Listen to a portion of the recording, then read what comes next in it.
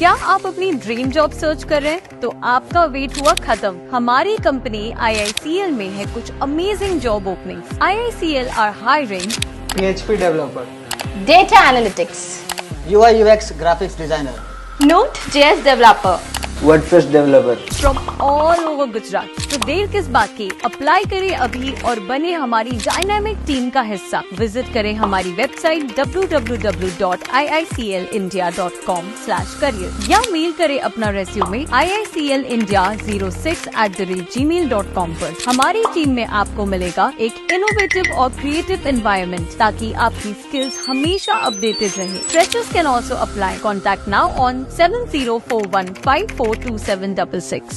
આજની નવી પેઢી દેશી રમતોને ભૂલી ગઈ છે. ઉનાળુ વેકેશન પૂરું થયું, હજુ પણ બાળકોમાં દેશી રમતો અંગે આજે પણ વાલીઓ ઉત્સાહ જગાવી શક્યા નથી. રાજ્યના શૈક્ષણિક કેલેન્ડરમાં ગત તારીખ 5 મે 2025 થી આગામી તારીખ 8 જૂન 2025 સુધી 35 દિવસના ઉનાળા વેકેશનનો પ્રારંભ થયો હતો. વેકેશન દરમિયાન બાળકોની આખો દિવસની ચીચિયારીઓથી ઘર કે મહોલ્લાની ગલીઓ ગુંજી ઉઠ્યા હતા. Mobile games, TV games. વર્તમાન યુગમાં ઉનાળુ વેકેશન દરમિયાન બાળકોના હાથમાં મોબાઈલ જેવા ડિજિટલ જ સ્વાભાવિકપણે જોવા મળે છે. બહુ તો સાંજે ગલી ક્રિકેટ રમે.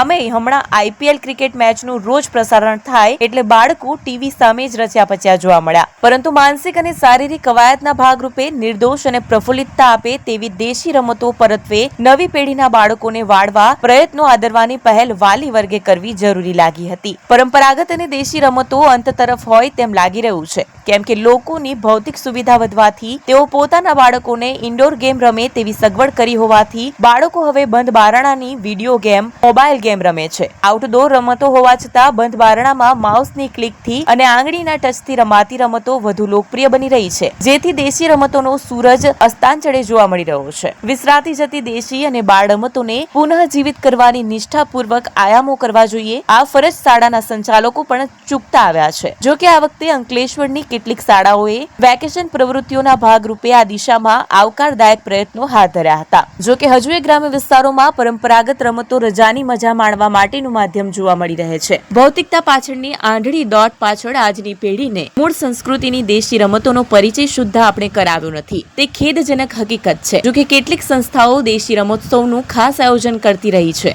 ખરેખર તો સરકારે રમતગમત ક્ષેત્રે દેશી રમતોને પ્રાધાન્ય આપવું જોઈએ. ખેલ મહાકુંભમાં દેશી રમતો સામેલ કરવી જોઈએ. તાજેતરમાં શૈક્ષણિક વર્ષમાં ઉનાળુ વેકેશન પડ્યું અને ખાસ કરીને આપણે જોઈએ તો જે આજકાલની નવી પેઢીના બાળકો છે તે આપણી જૂની દેશી રમતો કે જે શરીરને પ્રફુલ્લિતતા આપે કે કંઈક એક્ટિવિટી બાહ્ય રીતે એક્ટિવિટી થાય, પરંતુ આજે જોઈએ તો વેકેશન દરમિયાન બાળકો લગભગ મોબાઈલ કે ટીવી કે વિડીયો ગેમ્સ કે એની અંદર ડિજિટમાં જ તેઓ રચ્યા પચ્યા રહ્યા. અને ખરેખર તો જે દેશી રમતો જે કે લંગડી છે, ખોખો છે કે ગીલી દંડા છે, એવી જે રમતો હતી દેશી રમતો આપણી, એ રમતો સાવ વિસરાતી જતી જોવા મળી રહી છે. અને ખરેખર તો મારા મતે તો આપણો એ જે આપણી વાલીઓ છે, જે બાળકોના પિતા છે, માતા છે, એ લોકોનો વાંક કાઢવો જોઈએ. કારણ કે એ લોકો અત્યારે જોઈએ તો મા બાપ જ બાળકોને હાથમાં મોબાઈલ આપી દેતા હોય છે કે વિડીયો ગેમ આપી દેતા હોય. ખરેખર તો મેદાન તરફ કે ગલીઓની અંદર જે રમાતી દેશી રમતો છે એ તરફ વાળવા માટે વાલીઓએ પ્રયત્નો કરવા જોઈતા હતા, જે અત્યારે થતા નથી. અને તેને પરિણામે આપણી જે દેશી રમતો છે તે સદંતર વિસરાતી જતી હોય તેવું લાગી રહ્યું છે. ભરૂચમાં પાનગતી ખાતે આઈપીએલની મેચમાં આરસીબીનો ભવ્ય વિજય થતા તેના ચાહકોએ વિજય ઉત્સવ મનાવ્યો હતો. રોયલ ચેલેન્જર્સને બેંગલુરુએ આઈપીએલ 2025ની ફાઇનલમાં પંજાબ કિંગ્સને 6 રનથી હરાવીને પોતાનો પ્રથમ આઈપીએલ ખિતાબ જીત્યો છે. અમદાવાદના નરેન્દ્ર મોદી સ્ટેડિયમમાં રમાયેલી મેચમાં આરસીબીએ આપેલા 191 રનના લક્ષ્યાંકનો પીછો કરતા પંજાબની ટીમ 184 રન જ બનાવી શકી. આરસીબીના બેટિંગ દરમિયાન વિરાટ કોહલીએ 35 બોલમાં 43 રન ફટકાર્યા હતા. જીતેશે આક્રમક બેટિંગ કરતા 10 બોલમાં 24 રન બનાવ્યા. બોલિંગમાં કૃણાલ પંડ્યા અને ભુવનેશ્વર કુમારે 2 વિકેટ ઝડપી હતી. પંજાબ તરફથી અર્શદીપ સિંહ અને કાયલ જેમિસને 3 વિકેટ લીધી હતી. આઈપીએલના 18 વર્ષના ઇતિહાસમાં આરસીબી 8મી ચેમ્પિયન ટીમ બની છે. આ ઐતિહાસિક જીત બાદ ભરૂચ શહેરમાં વિરાટ કોહલી અને આરસીબીના ચાહકોએ ભવ્ય ઉજવણી કરી હતી. શહેરના 5 બત્તી વિસ્તારમાં મોટી સંખ્યામાં ચાહકો એકત્રિત થયા હતા. ચાહકોએ આરસીબીના ધ્વજ અને કોહલીના પોસ્ટર સાથે ઢોલ નગાડા વગાડી અને ફટાકડા ફોડીને જીતની ઉજવણી કરી હતી. વાલિયાની શ્રીરંગ નવચેતન વિદ્યા મંદિર ખાતે સિવિલ ડિફેન્સ તાલીમ વર્ગ યોજવામાં આવ્યો હતો. ભરૂચ જિલ્લા વહીવટી તંત્રની આગેવાનીમાં જિલ્લાના તમામ તાલુકા મથકો સહિત સોમવારના રોજ ભરૂચ ગ્રામ્ય અને શહેર તાલુકા માટે સિવિલ ડિફેન્સ તાલીમ કાર્યક્રમ યોજાયો હતો. વાલિયા શ્રીરંગ નવચેતન વિદ્યા મંદિર ખાતે સોમવારની સાંજે સિવિલ ડિફેન્સ તાલીમ વર્ગ યોજાયો હતો, જેમાં આપાતકાલીન પરિસ્થિતિ કે યુદ્ધ જેવી પરિસ્થિતિનું નિર્માણ થાય તો લોકોએ કઈ રીતે સ્વ બચાવ કરવો જોઈએ તેમજ તંત્ર દ્વારા લોકોને કઈ રીતે મદદ થઈ શકાય તે હેતુથી નાગરિકોને સંરક્ષણ તાલીમ અપાઈ હતી. આ કાર્યક્રમ મામલતદાર શ્રદ્ધા નાયક, વાલિયા પોલીસ મથક એમબી તોમર તેમજ અન્ય અધિકારીઓ ઉપસ્થિત રહ્યા હતા. અંકલેશ્વર તાલુકાના ઉમટીવાડા ગામે 3 લાખના વિદેશી દારૂ ઝડપાયો હતો, જેમાં ફરાર 2 બુટલેગરોને પોલીસે ઝડપી લીધા હતા. ગત તારીખ 3 મેના રોજ કોશંબાના બુટલેગર જિગ્નેશ કૌશિક પટેલ દ્વારા અંકલેશ્વર તાલુકાના ઉટિયાદરા ગામની સીરાલેલ સોસાયટીમાં ભાડેના મકાનમાં વિદેશી દારૂનો જથ્થો સંતાડી રાખેલ છે, જે બાતમીના આધારે ભરૂચ એલસીબીએ દરોડા પાડ્યા હતા. પોલીસને સ્થળ પરથી વિદેશી દારૂની 1664 નંગ બોટલ મળી આવી હતી. પોલીસે 3 લાખનો દારૂ અને ફોન તેમજ રોકડા મળી કુલ 4.6 લાખના મુદ્દામાલ સાથે જિગ્નેશ પટેલને ઝડપી પાડ્યો હતો. જ્યારે વિદેશી દારૂ મોકલનાર અને મંગાવનાર સહિત 10 ઇસમોને વોન્ટેડ જાહેર કર્યા હતા. તે દરમિયાન પોલીસે 10 પૈકી અગાઉ 3 આરોપીને ઝડપી પાડ્યા બાદ આ ગુનામાં સંડોવાયેલ ઝનોર ગામના સોનેરી ટેકરીમાં રહેતો શશિકાંત ઉર્ફે શશી કાંતિલાલ વસાવાની પણ અટકાયત કરી આ ગુનાના કામે કાયદેસરની કાર્યવાહી હાથ ધરી હતી.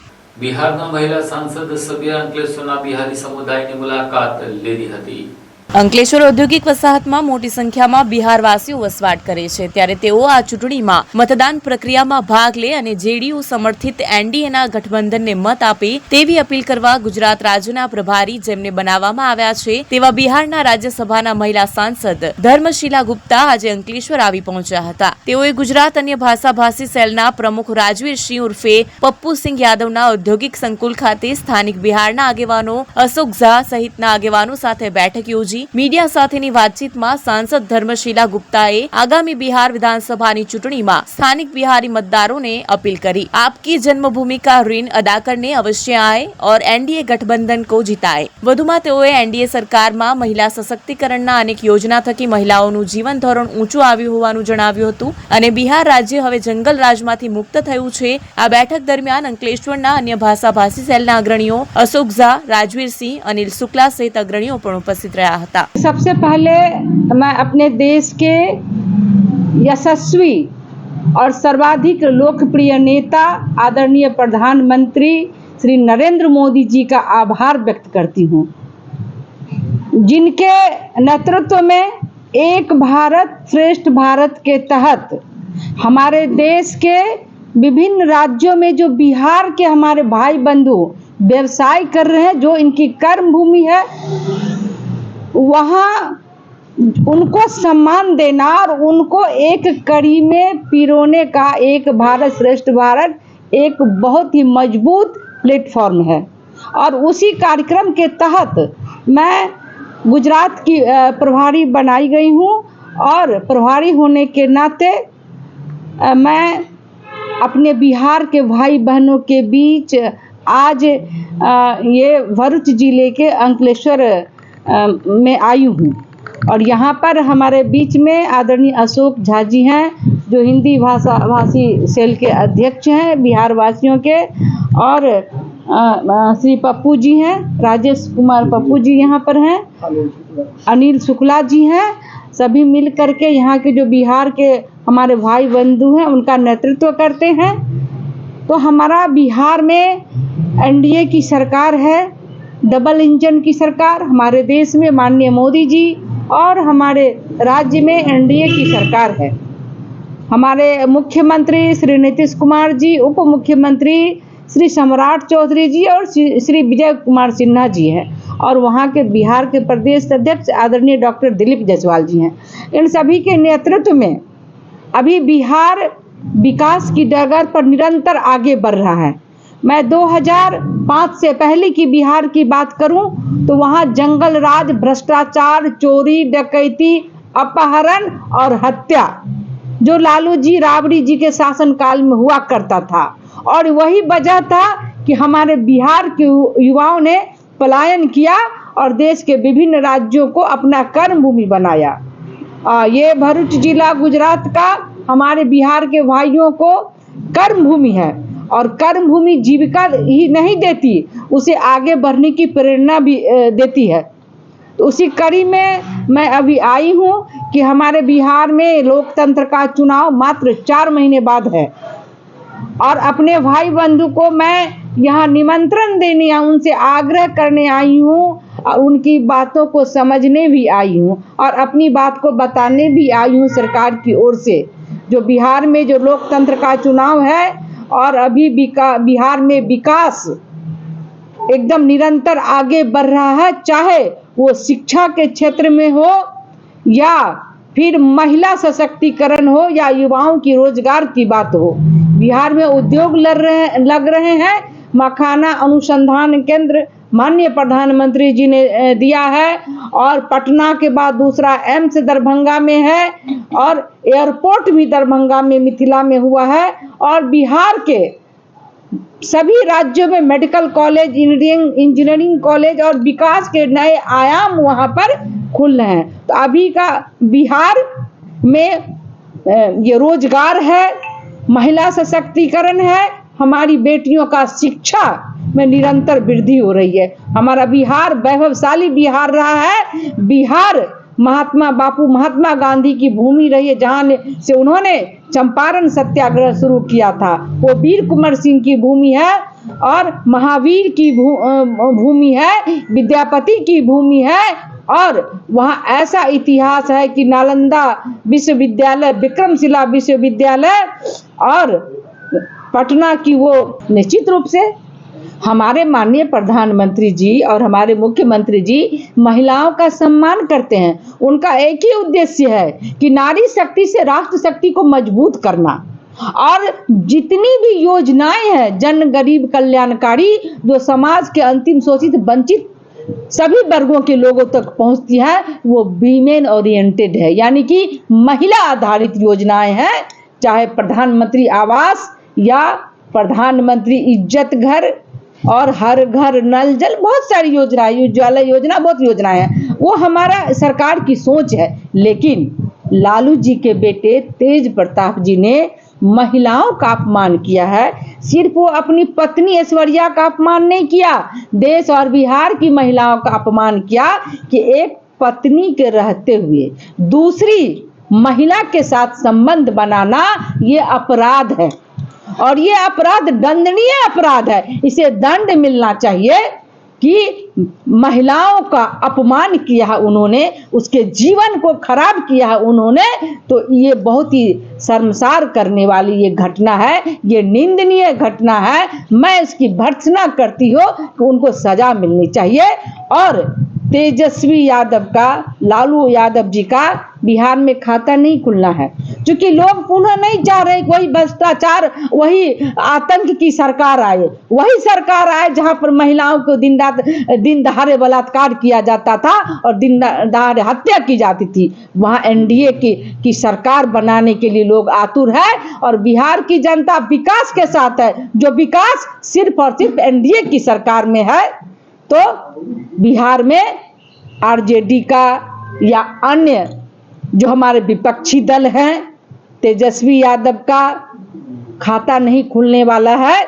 वहाँ सरकार है और जनता के बीच में अन्योन्याश्रय संबंध है, वो विकास का संबंध है, और बिहार की जनता विकास के साथ है, एनडीए के साथ। અંકલેશ્વર પોલીસે વિશ્વાસઘાતના કેસમાં ફરાર મહિલા આરોપીને દાહોદથી ઝડપી લીધી હતી।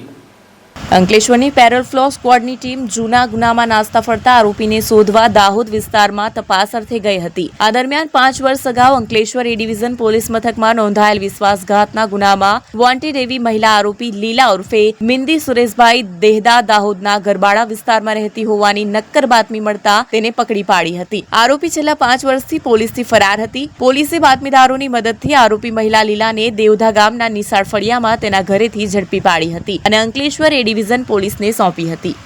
આ સાથે આમ ટીવી ભરૂચના સમાચારની પૂર્ણ થાય છે। આવતીકાલે ફરી મળીશું, ત્યાં સુધી રજા આપશો। નમસ્કાર।